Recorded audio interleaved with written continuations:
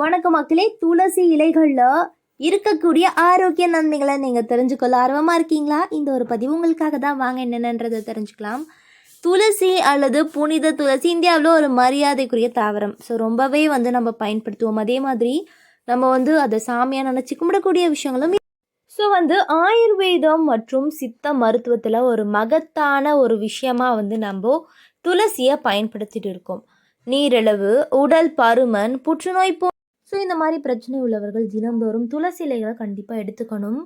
அது மட்டும் கிடையாது, மூலிகைகள் அப்படின்னு சொன்னால் துளசி இலைகள் ரொம்பவே பயன்படுது. துளசியில் ஆன்டி ஆக்சிடென்ட்கள் நிறைஞ்சிருக்கு மற்றும் அலர்ஜி எதிர்ப்பு பண்புகளும் இருக்குது. இது சளி, இரும்பல் மற்றும் சுவாச தொற்று போன்ற பல்வேறு நோய்களுக்கு சிகிச்சை அளிப்பதில் திறம்பட செயல்படுது. இது நோய் எதிர்ப்பு மண்டலத்தை அதிகரிக்கவும், செரிமானத்தை மேம்படுத்தவும், மன அழுத்தத்தை குறைக்கவும் நம்பப்படுது அப்படின்னு சொல்கிறாங்க. துளசி ஒரு பல்துறை மூலிகையாகும். இது தேநீர், காப்சியூல்கள் மற்றும் உணவில் சுவையூட்டலாக கூட பல்வேறு வடிவங்களிலும் உட்கொள்ளப்படுது. பாரம்பரிய மருத்துவத்தில் அதன் முக்கியத்துவம் மற்றும் அதன் ஏராளமான ஆரோக்கிய நன்மைகள் எந்த ஒரு ஆரோக்கிய வழக்கத்திற்கும் மதிப்பு மிக்க கூடுதலாக அமைது அப்படின்னு சொல்கிறாங்க. ஸோ துளசியில் பயன்படக்கூடிய மற்றும் நன்மைகள் சிலவற்றை நம்ம தெரிஞ்சுக்குவோம். துளசியில் ஏராளமான ஆன்டி ஆக்சிடென்ட்கள் மற்றும் நுண்ணூட்ட சக்திகள் இருக்குது. அவை சளி, காய்ச்சல், இரும்பல், ஆஸ்துமா போன்ற பொதுவான நோய்களை எதிர்த்து போராட உதவுது. துளசி இலைகளை மென்று சாப்பிட்றது அல்லது துளசியை கொதிக்க வைத்து தண்ணீரில் குடிப்பது தொண்டை புண் மற்றும் சளி அறிகுறிகளை போக்க பயன்படுத்துவதாக பார்த்தீங்கன்னா சொல்கிறாங்க. துளசி இலையில் பல்வேறு நன்மைகள். புற்றுநோய்களை உண்டாக்கக்கூடிய செல்கள் மற்றும் HIV செல்களுடைய வளர்ச்சியை கட்டுப்படுத்துது. இதனால் உயிருக்கு ஆபத்தான நோய்கள் கூட தடுக்கலாம் அப்படின்னு சொல்கிறாங்க. ஸோ பல நூற்றாண்டுகளாக துளசி தாவரத்தில் நல்ல வைரஸ், பூஞ்சை எதிர்ப்பு, பாக்டீரியா எதிர்ப்பு மற்றும் பூஞ்சை காளான் பண்புகள்லாம் காணப்படுது. ஸோ இதனால் காயங்கள் மற்றும் தொற்றுகளை குணப்படுத்த பயன்படுத்தப்படுது. இது அலர்ஜி எதிர்ப்பு பண்புகளையும் கொண்டிருக்கு. வீக்கங்களை குறைக்கவும் காயங்களை விரைவாக குணப்படுத்தவும் குறிப்பாக பயன்படுது அப்படின்னு சொல்கிறாங்க. ஸோ புனிதமான தாவரமானது இரத்தத்தை சுத்திகரிக்கும், ஆரோக்கியமான சருமத்துக்கு பிரதிபலிக்கும். மேலும் துளசி தேநீர் நன்மைகளை பார்த்தீங்கன்னா நச்சுகளை எல்லாம் வெளியேற்றி செரிமான அமைப்பை பார்த்தீங்கன்னா சுத்தப்படுத்துவதன் மூலம் ஒருவரின் ஒட்டுமொத்த ஆரோக்கியத்திற்கும் அதிசயங்களை செய்யும் அப்படின்னு சொல்கிறாங்க. துளசி நீரை தொடர்ந்து பருகி வந்தால் அதனால் கிடைக்கக்கூடிய நன்மைகள் ஏராளம். சில நோய் தொற்றுகளை எல்லாம் பார்த்தீங்கன்னா நமக்கு போக்க ஒரு சில நேரங்களில் நமக்கு என்ன பூச்சினே தெரியாது, கடிச்சு நமக்கு வீங்கி போயிருக்கோம், நமக்கு காயம் ஏற்பட்டிருக்கோம். ஸோ அந்த பூச்சிக்கடி போன்றவற்றை பார்த்தீங்கன்னா நீங்கள் துளசி இலைகளை பயன்படுத்தி எளிதாக சிகிச்சை அளிக்க முடியும். துளசி இலையுடைய சாற்றை பாதிக்கப்பட்ட இடத்தில் தடவும். புனித துளசி இயற்கையான வலி நிவாரணி குணங்களை பார்த்தீங்கன்னா கொண்டிருக்கு மற்றும் வீக்கம் மற்றும் வலியை கட்டுப்படுத்த ரொம்பவே உதவுது அப்படின்னு சொல்கிறாங்க. உயர் ரத்த அழுத்த நோயாளிகள் குறிப்பிடத்தக்க ஆரோக்கிய நன்மைகளை பெறலாம். ஏன் அப்படின்னா துளசி இலைகளை உட்கொள்வது உயர் ரத்த அழுத்தம் மற்றும் கொழுப்பின் அளவை குறைப்பதன் மூலம் ஒரு நபருக்கு நன்மை பயக்கும். புனித துளசி தலைவலி, பதட்டம், மனச்சோர்வு, தூக்கமின்மை மற்றும் உயர் ரத்த அழுத்தத்துடன் அறிகுறிகளை பார்த்தீங்கன்னா போக்க ஒரு சக்தி வாய்ந்த மருந்து அப்படின்னு சொல்கிறாங்க. மாசுபட்ட சூழல் நுரையீரல்களுடைய ஆரோக்கியத்தை பாதிக்குது. இதன் விளைவாக ஆஸ்துமா மற்றும் மூச்சுக்குழாய் அலர்ஜி போன்ற சுவாச பிரச்சனைகள் ஏற்படுது. துளசி சுவாச மண்டலத்தில் திறம்பட செயல்படுது. மேலும் துளசி இலைகளுடன் நீராவி உள்ளிழுப்பது நெரிசலை பார்த்தீங்கன்னா குறைக்கும் அப்படின்னு சொல்கிறாங்க. நமக்கு இரத்த அளவை பராமரிக்கணும் அப்படின்னு ஆசை இருந்தால் டைப் 2 சர்க்கரை நோய் உள்ளவர்கள் துளசி இலைகளால் பெரிதும் பார்த்தீங்கன்னா பயனடையலாம்.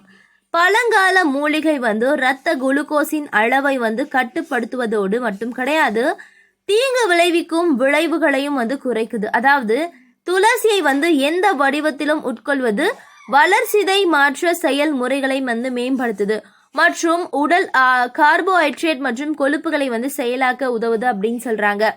கூடுதலாக துளசி செடி நமக்கு பயனுள்ளதாக இருக்கும். மற்ற வழிகளில் இருக்கக்கூடிய விஷயங்கள், அதாவது துளசி உங்களுடைய உணவிற்கு சுவை சேர்க்கலாம்.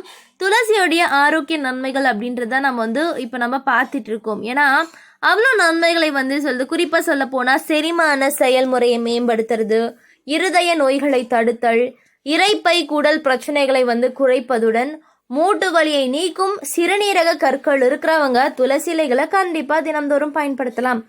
பல ஆரோக்கியத்தை வந்து பேணுதல், வாய் புண்களுக்கு வந்து சிகிச்சை, மன அழுத்தம் அளவை குறைத்தல், இது மாதிரி எல்லா இடத்துலையும் வந்து நமக்கு துளசி இலைகள் பயன்படுத்துது. துளசி ஒரு மந்திர மூலிகைங்க. இது வந்து எளிதில் கண்டுபிடிக்கப்படுது. மேலும் மருத்துவ குணங்கள் கொண்ட இயற்கையான மூலிகைகளில் ஒன்று துளசி இலைகள். ஸோ இது மட்டும் கிடையாது, நோய்களை தீர்க்கும், முக்கியமாக வந்து தோல் நோய்கள், இதை கண்டிப்பாக நீங்கள் தெரிஞ்சுக்கணும். ஸோ துளசி இலைகளில் இருக்கக்கூடிய மருத்துவ பயன்கள் பற்றி வந்து நிறைய விஷயங்கள் சொல்கிற சமயத்தில் சளி தொல்லைகளுக்கான நிவாரணத்தை தன்னுள் வைத்திருக்கிறது துளசி. உடலில் வெப்பத்தை உண்டாக்கி கோலையை வந்து அகற்றுவதுடன் உடலில் உள் வெப்பத்தை ஆற்றும் குணமும் வந்து இதற்கு உண்டு. துளசி சாறுடன் கொஞ்சம் தேன் கலந்து கொடுத்தால் குழந்தைகளுக்கு வந்து வரக்கூடிய சளி இரும்பெல்லாம் வந்து வராது அப்படின்னு சொல்கிறாங்க. ஸோ அது மட்டும் கிடையாது, இன்றைய முக்கிய நோய்களான 3 நோய்கள் சொல்லலாம். நீரிழிவு நோய், சர்க்கரை நோய், ஒபிசிட்டி, உடல் பருமன். ஸோ இதெல்லாம் வந்து நிறைய பேருக்கு இருக்குது. அதாவது எடையை குறைக்க எத்தனை தூரம் ஓடினாலும் நடந்தாலும் தான் வந்து பார்த்தீங்கன்னா நம்ம உடல் எடையை குறைக்கணும் கிடையாது. ஊட்டச்சத்து உணவுகள் சாப்பிட்றதன் மூலியமாக கூட உடல் எடையை குறைச்சலாம் அப்படின்னு சொல்கிறாங்க. துளசி சாற்றையும் எலுமிச்சை சாறையும் கலந்து சூடுபடுத்தி சிறிது தேன் கலந்து உணவுக்கு பின் வந்து உட்கொண்டு வந்தால் கொஞ்சம் கொஞ்சமாக வந்து உடல் எடை குறைஞ்சிரும். ஸோ வந்து துளசி இலை, முற்றிய முருங்கை இலைகளை சம அளவு எடுத்து சாறு எடுத்து கொள்ள வேண்டும். இந்த சாற்றில் 50 மில்லி எடுத்து 2 சிட்டிகை சீரக பொடி சேர்த்து காலை மாலை 2 வேளையும் 48 நாட்கள் உண்டு வந்தால் ரத்த அழுத்தம் குறையும். இதை சாப்பிடும் காலத்தில் உப்பு, புளி, காரம் இதெல்லாம் நம்ம குறைச்சிடணும் அப்படின்னு சொல்கிறாங்க. ஸோ துளசி இலைகளை எலுமிச்சை சாறு விட்டு விழுது போல அரைத்து தோல் நோய்களுக்கு பற்று போட்டால் இதனால் சொறி, சிரங்கு போன்றவை குணமாகும். துளசி இலையுடன் அம்மான் பச்சரிசி இலையை வந்து பார்த்திங்கன்னா சம அளவு எடுத்துக்கிட்டு அதை நாம் தடவினா முகப்பரு நோயெல்லாம் வந்து ஏற்படாது அப்படின்னு சொல்கிறாங்க. அதுடன் பார்த்திங்கன்னா என்றும் இளமையுடன் திகழ உதவக்கூடிய துளசி நீர் சுத்தமாக வந்து செம்பு பாத்திரத்தில் கொஞ்சம் நல்ல தண்ணீரை ஊற்றி அதில் வந்து ஒரு கைப்பிடி துளசியை போட்டு 8 மணி நேரம் வந்து மூடி வைத்து பின்பு அந்த நீரை வந்து குடிக்க வேண்டும். இதை வெறும் வயிற்றில் 48 நாட்கள் குடித்து வந்தாலே எந்த ஒரு நோயும் நமக்கு அண்டாதான். அதனுடன் தோல் சுருக்கம் நீங்கி நரம்புகள் வந்து பலப்படும், பார்வை குறைபாடு நீங்கும் அப்படின்னு சொல்கிறாங்க. ஸோ வந்து வியர்வை வாடை போக வந்து நம்ம என்ன பண்ணணும் அப்படின்னு கேட்டிங்கன்னா, குளிக்கும் நீரில் வந்து முதல் நாளே துளசி இலைகளை ஊற வச்சுட்டு அடுத்த நாள் அந்த ஒரு தண்ணியில் நம்ம ஒரு குளியலை போட்டோம் அப்படின்னு சொன்னால் நமக்கு துர்நாற்றம் நம்மளுடைய உடம்புல வீசாது. மொத்தத்தில் துளசி இலையை தினமும் என்று தின்பதனாலும் குடிநீரில் போட்டு குடிப்பதனாலும் அநேக நோய்களை விரட்டலாம் அப்படின்னு சித்த மருத்துவம் சொல்லுது. ஸோ இன்னும் வந்து உங்களுக்கு கூடுதல் உண்மைகள் வேணும் தெரிஞ்சுக்கணும் அப்படின்னு சொன்னால் அடுத்த பதிவுக்காக வெயிட் பண்ணுங்க. இந்த மாதிரியான தகவல்கள், ஆரோக்கியமான விஷயங்களை தொடர்ந்து கேட்க நம்மளுடைய சேனலை மறக்காமல் சப்ஸ்கிரைப் பண்ணிட்டு சைடில் இருக்கக்கூடிய பெல் ஐகானை கிளிக் பண்ணிக்கோங்க. இது போன்ற தகவல்கள், ஆரோக்கியமான விஷயங்களை தொடர்ந்து கேட்கலாம் மக்களே. நன்றி, வணக்கம்.